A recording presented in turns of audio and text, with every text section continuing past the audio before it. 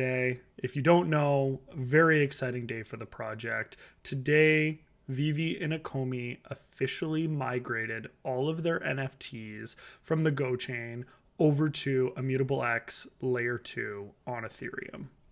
For those of you that may not understand most of what I just said, VeVe collectibles, which are minted as NFTs, were originally on the Go chain. This was a blockchain that was not supported by a lot of other exchanges and people within crypto. So VeVe made the decision a few months back that they were going to migrate all of the NFTs and the token over to Ethereum. Today, I will only be focusing on phase 2 of the migration, which was the migration of the NFTs. Phase 3 of the migration, which is scheduled to take place at some point in January of 2022, will involve the OMI token, but stay tuned for that. I will do a video on that when that happens. So today, we're focusing on the NFTs. So what does this all mean? We've moved from the Go chain and we're now on Ethereum. Why should I care about this? This is probably one of the most exciting things that has happened to the project since I got in April. And if you give me a few minutes, I will explain to you why. So what is Immutable? We see the tweet here. 3 million NFTs were minted. They're now 100% carbon neutral, and they're available gas-free on the Immutable powered by Starkware.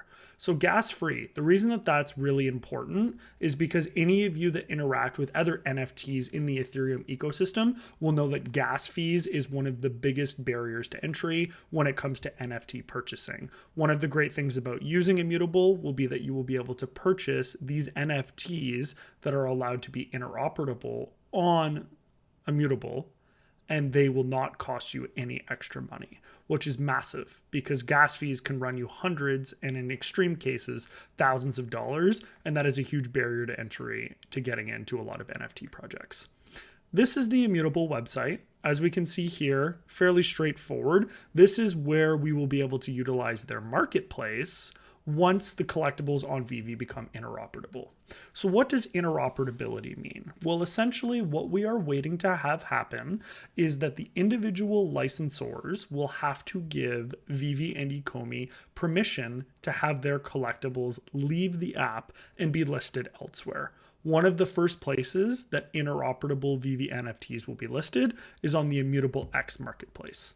So as we can see here, TikTok, Gods Unchained, Collective, Guild of Guardians, these are some of the biggest projects that are currently on Immutable. Right now, if you type in VeVe, you will actually see that nothing pops up because even though all of the collectibles are minted on the Ethereum network, none of the collectibles are interoperable at this time, meaning that none of them can be listed on the Ethereum network. Once we have the interoperability confirmed, we should see independent artists being some of the first licenses to end up on Immutable.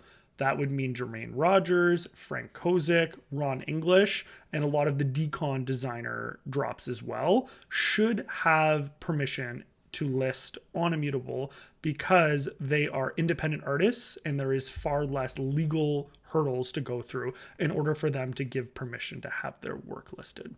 Now, for those of you that are wondering, well, how are they real NFTs? You say they're minted on the blockchain, but I can't buy them on Immutable. What does that mean?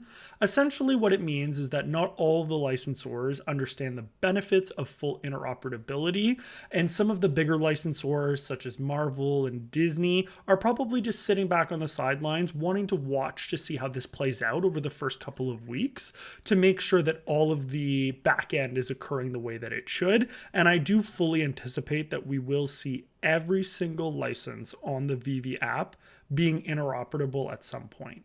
It is my opinion that it is in the best interest of the licensor to make their collectibles interoperable because accessibility drives competition. Competition fuels price growth.